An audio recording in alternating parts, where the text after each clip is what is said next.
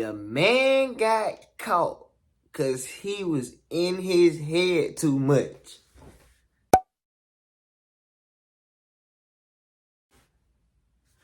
What's up, YouTube? It's your boy PP Malik, back with another video.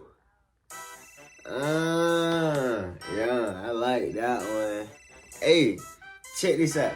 We on the hunt for America's Deadliest Hitman. Y'all ready? Don't just say yeah. I don't think y'all ready. Hey, I need y'all to go ahead and subscribe. We trying to hit 1K before the end of the year. We gotta complete that goal. So go ahead and subscribe. Go and like the video because I know y'all finna enjoy it. Y'all probably finna learn something. But anyway, y'all ready? Alright, let's go. You don't want no problems. I told my mama I'm sorry, cause I used to be a rock. And we handle keys, making sounds like sky droppers. I don't take no pills, the doctor gave me Oxycontin. Ay, who that said they poppin'? Some of these niggas is weak as hell. It's 1978. Jose is 16 years old. He lives with his family on a ranch near Erlenmark, Tulare County. It's a beautiful place, surrounded by Californian vineyards. One day, his sister Cecilia has a request. She went and told me, hey bro, can you take me to Leo to meet this guy? I said, sure, sister, why not? And I took my sister to this little house to find her stupid friend. Well, I didn't feel comfortable going inside with her. Okay, months passed by and she never came home. First they found her car, and then they found her body. Jose was the last person to see Cecilia alive, but when he made a witness statement, I didn't want to give the full explanation because I want to get them. I didn't want the cops to find them. I want to find them myself. We went to this little house. We broke in there, and we found one. I shot him. he then went on to shoot two more people who were also in the house. A cold-blooded triple homicide at the age of 16. In the following decades, Jose will kill more than 30 people. What begins with a young act of revenge ends in one of the most ruthless hitmen for the Mexican drug cartels. His victims are scattered across the entire U.S., and of course, in his home county of Tulare. He has taken the lives of both young and old, drug dealers and farm workers, fathers and husbands. It will take over 30 years and police from 3 different states to bring him down. This is the story of Jose Manuel Martinez, El Mano Negra, the Black Hand, one of America's deadliest hitmen.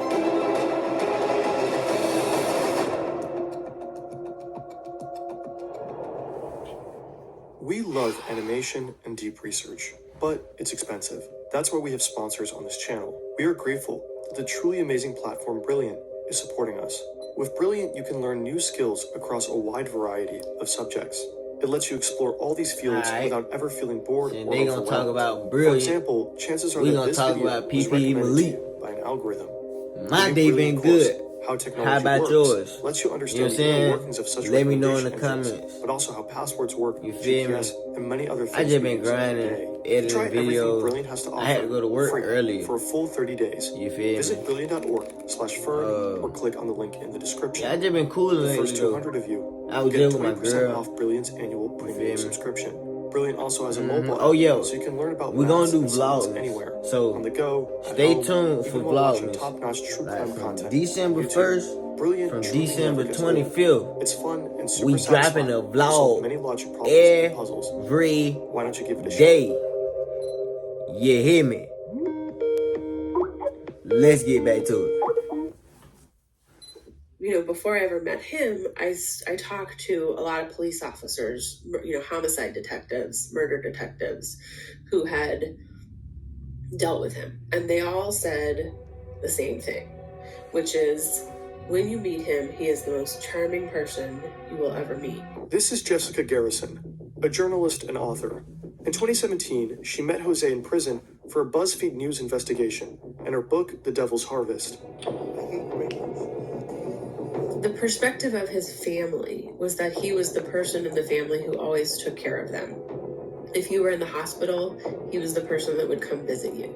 If the hospital wouldn't let you in, he was the person that would find a way to like hoist children up to the window so they could wave at you. I think he was not a person who anyone who just first met him ever suspected of being a multiple murderer.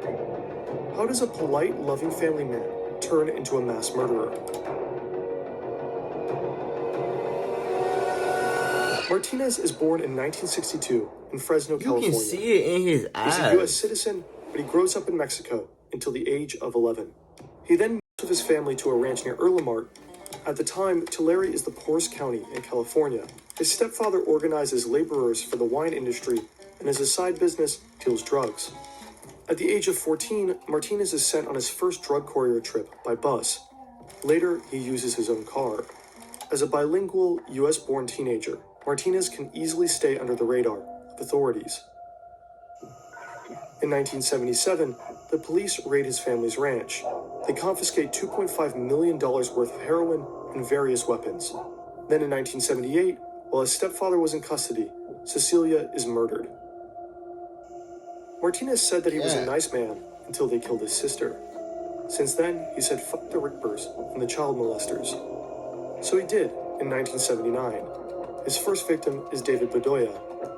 A friend tells Martinez that Bedoya ripped his sister. Martinez does the job for $500. His first murder for money. In 1982, he meets a man from a Mexican drug cartel, most likely Sinaloa. He only refers to him as Mr. X. Mr. X was involved in the moving of large amounts of narcotics, drugs from Mexico through California and to points beyond. And Mr. X, gave Mr. Martinez numerous jobs killing people. Not every job for Mr. X is directly related to murder. Most of the time, Martinez is tasked with collecting debts from small-time drug dealers.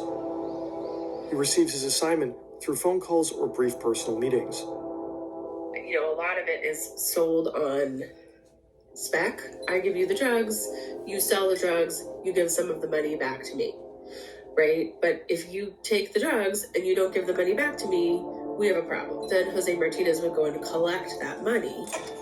Martinez does end up in jail several times. For example, in 1990 because of his drug courier activities. But he is never charged with his murders. That's weird, because his name does appear in several homicide cases going back all the way to 1979. I mean, it's fine. If you turn up in one murder case, maybe that's bad luck. 2, maybe a coincidence. 7 or 8, you gotta be like, what's happening here? In hindsight, it's difficult to understand why no one connected the dots back then. It will take many years and several victims before someone picks up Martinez's trail.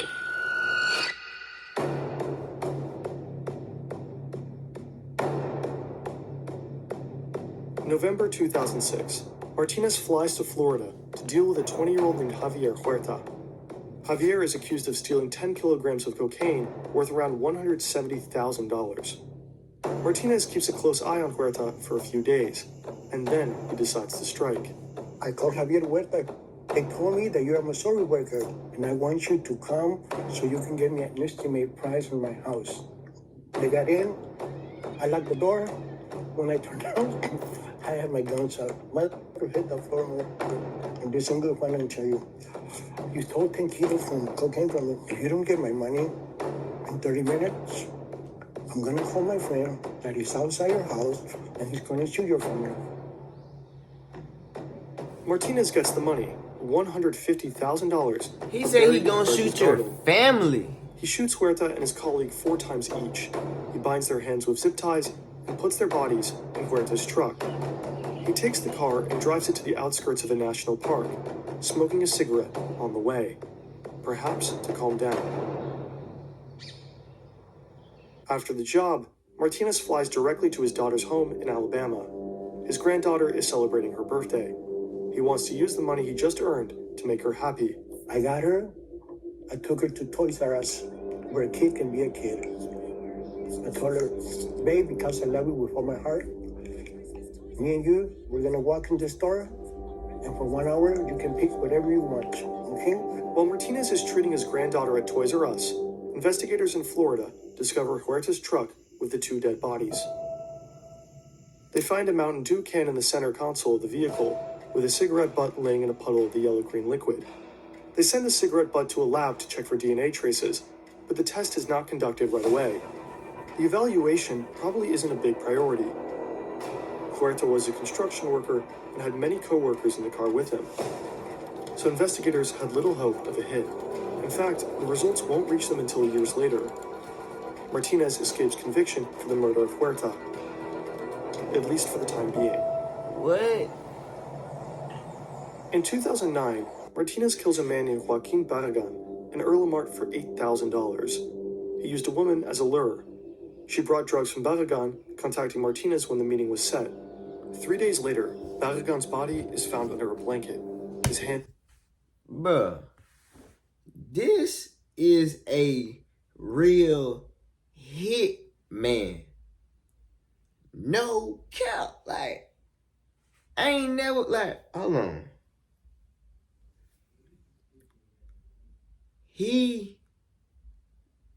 This is the definition of, I ain't getting no 9 to 5. I'm finna get a 30-minute and go. That's what he got. Like, bro, this man is crazy. And he crazy by himself.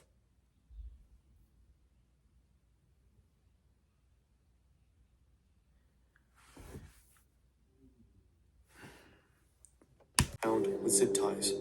The police questioned many people in Erlemart about the murder. They learned that Barragan knew he was being pursued by a contract killer known as El Mano Negra, the Black Hand. A woman tells investigators that Martinez tried to hire her to lure Barragan to a remote location. Others say that El Mano Negra is in fact Martinez's nickname. The investigators don't have enough evidence against him, but they still decide to make a move. They arrest Martinez for violating probation, but when they knock on his door, he scrambles out his phone, removes the SIM card, and swallows it. Nothing else on there can incriminate him.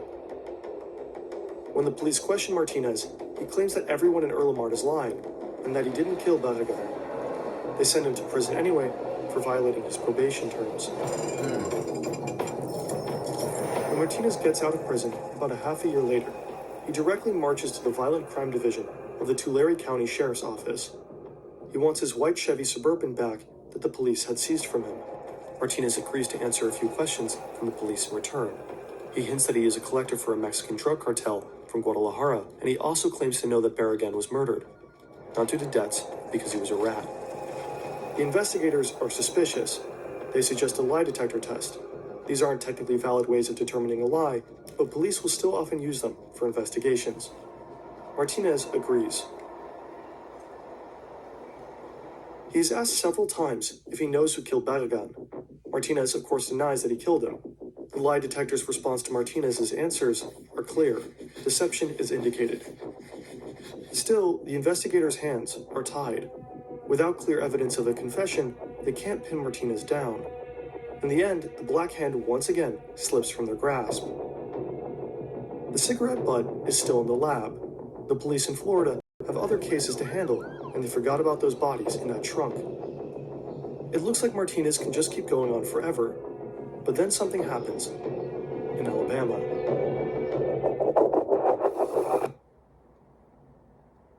Early 2013, 35 years after the murder of Martinez's sister, 33 years after he shot David Badella for $500, Martinez is now 51 years old. He is once again visiting his daughter in Alabama. He spends a lot of time with his grandchildren, picks them up from school, dresses them up as Disney princesses, and has spa days with them. His daughter knows he's a criminal, but she thinks he's just a smuggler who helps to bring people across the border into the US. While at her home, Martinez has an idea. He learns that a friend of his daughter's partner needs help collecting a debt. He'll help him, but in reality he just wants to learn from the friend a little bit about his daughter's partner, Jaime Romero. Is he a good guy? He meets with a friend named José Ruiz. In the car, Martinez asks Ruiz about his daughter's partner. Ruiz says Romero is okay, but he proceeds to call his girlfriend names and a terrible mother. He doesn't realize it's Martinez's daughter. And so Martinez decides to forgive him, realizing that we're all human on this rotating rock in the void. And naturally, we can all make mistakes. He patiently tells Ruiz, "Hey, I'm her father, and that's not a kind way to speak about my daughter." No. Martinez decides that Jose Ruiz must die. But not right now. People saw them together, so he returns to California for the time being, and Ruiz is allowed a few more weeks on Earth. On March 4th, 2013, Martinez is back. He goes on a little tour with Romero and Ruiz. They stop to stretch their legs in a remote national park. Martinez pulls out a gun, points it at Ruiz, and says, "The woman you insulted is my daughter, you bastard." And he shoots him twice in the head. He gets back in the car and tells the shocked Romero to drive and better keep this to himself. The police quickly discover the dead Ruiz and find a Walmart receipt with him.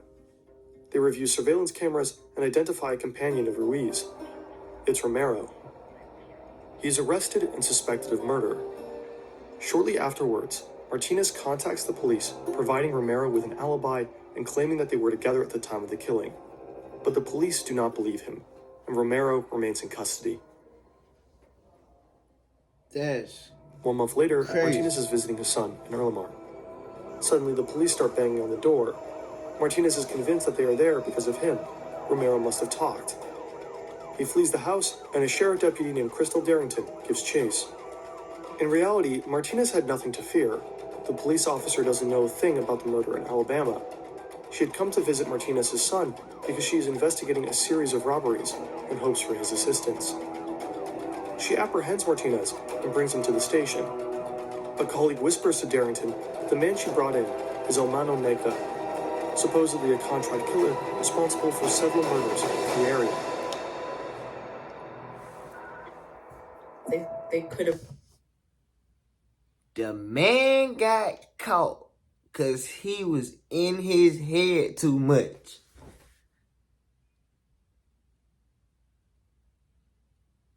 He was in his head too much. All he had to do was let the situation play out. He knew he wasn't fast. He knew he didn't play no sports. All he did was kill. They didn't even want him. They didn't even want him, but I wonder how he finna play this and snitch on himself. Asked Jose Martinez and hold him for being a felon in possession of a gun. And instead, he convinced them to let him go, and he offered to get them, get bad guns off the street. We have a lot of guns everywhere. Many of them are legal, and many of them are illegal. And so the police were interested in kind of getting illegal guns, and Jose Martinez assisted them with this. They thought it was because he didn't want to get locked up. That may be true, but I think it's also because he kind of wanted to keep tabs on. He knew he'd committed this murder in Alabama. He knew he had all these other murders, and he kind of wanted to keep an eye on, did they suspect him? As Martinez collaborates with the police in California, an unsolved case in Florida is reopened. It's from 2006. The murder is of Javier Huerta. Investigators finally received a lab report regarding the cigarette butt in the Mountain Dew they found all those years ago. They get a hit. The DNA belongs to a man who had previously been in prison, Jose Manuel Martinez. A detective named TJ Watts takes on the murder case. At this point, Martinez is still not their primary suspect.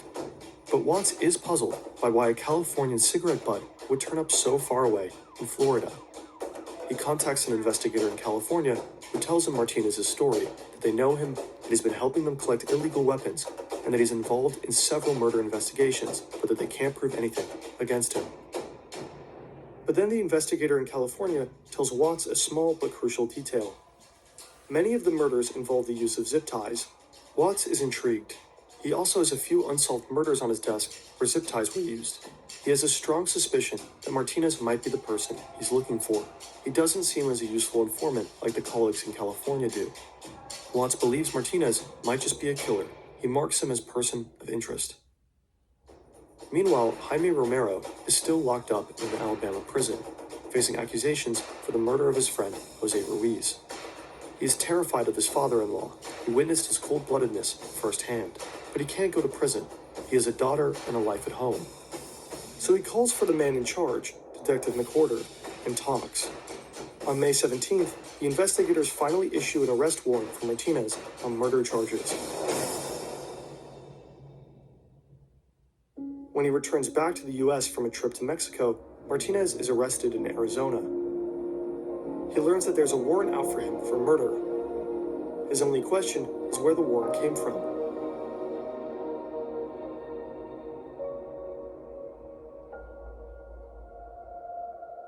McWhorter is the first to hear about Martinez's arrest at the border. He immediately sets off for Arizona to personally bring him back. On the way back to Alabama, they talk about life, the military, and even share a pizza at the airport. McWhorter is surprised at how little Martinez seems to care about being charged with murder. Upon arriving in Alabama, they are met by Detective Watts. He too had jumped on a plane to interrogate Martinez.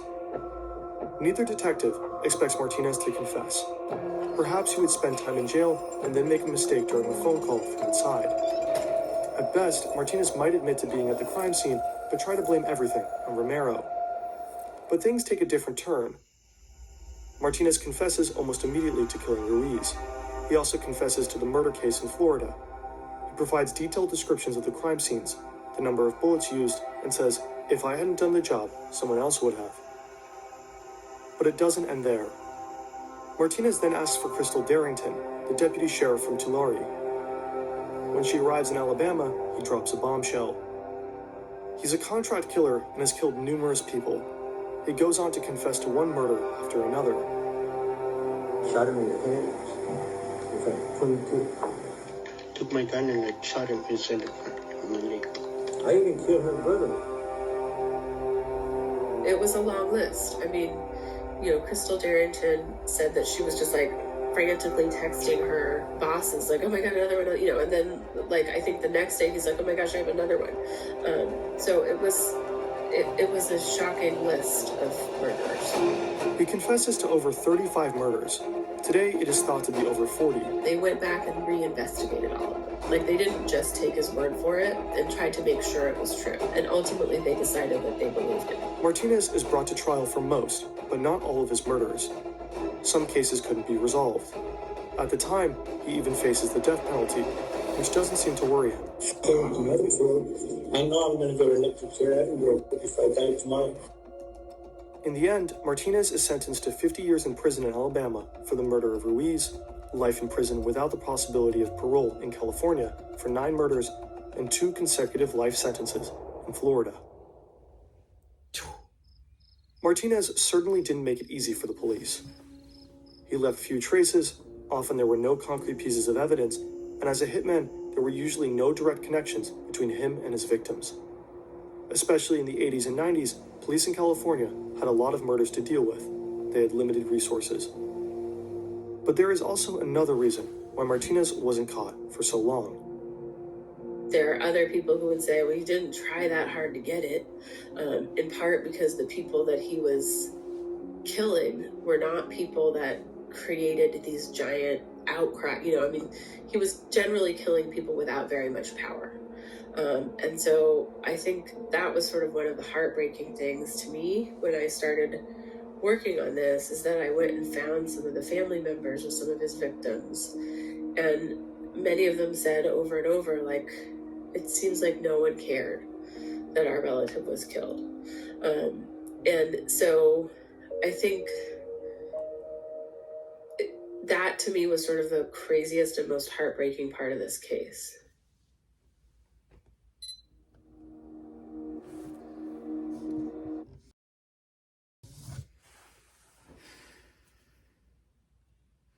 Golly, bro. This man is like Mayweather with these bodies. He like up 50. He 50 and 0.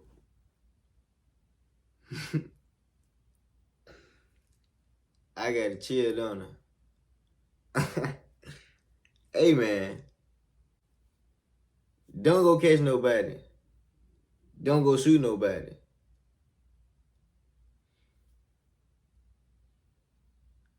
I'm doing this just talking thing again. So I'm finna end the video. Right here.